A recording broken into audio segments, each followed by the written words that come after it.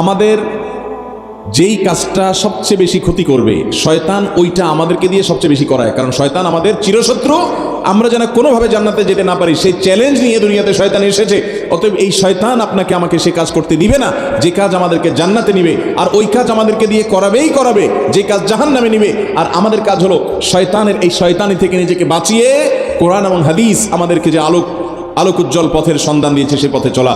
অতএব প্রতিবেশীদের অধিকার ব্যাপারে আমরা সাবধান হব তো ইনশাআল্লাহ। মোহতারাম হাজরিন, আপনি খেয়াল করবেন আশেপাশে একটু তাকালেই যে পাশের জমির লোক তার সাথে আইল ঠেলাঠেলিটা বেশি হয়, ঠিক না? ঠিক, আইলই থাকে সেখানে, এই জন্য আইল ঠেলাঠেলি হয়। পাশের ঘরের লোক তাদের সাথে দেখা যায় কথাবার্তাও নাই, জল ছলও নাই, উঠা বসাও নাই, আসা যাওয়াও নাই। অথচ ওই অনেক দূরে আরেক ফ্যামিলি, তাদের সাথে খুব রিলেশন, খুব সম্পর্ক, খুব বন্ধুত্ব।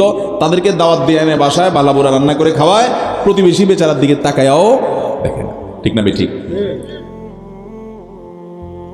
অনেক প্রতিবেশী আছেন শহরে, গ্রামে যাও আছে না আছে, শহরে বহু প্রতিবেশী আছে একই বিল্ডিংয়ে, পাশাপাশি ফ্ল্যাটে মাসকে মাস বরং বছরকে বছর পার করে দেয়। জানেও না যে পাশের ফ্ল্যাটের ভদ্রলোকের নাম কি, ভদ্রমহিলার নাম কি, তারা কি করে, কোথায় বাড়ি, কি খায়, কি পেশা, জানেও না। চাচা আপনার জান বাছা, শুধু নিজেকে নিয়ে ব্যস্ত আছে, প্রতিবেশীর দিকে তাকানোর সময়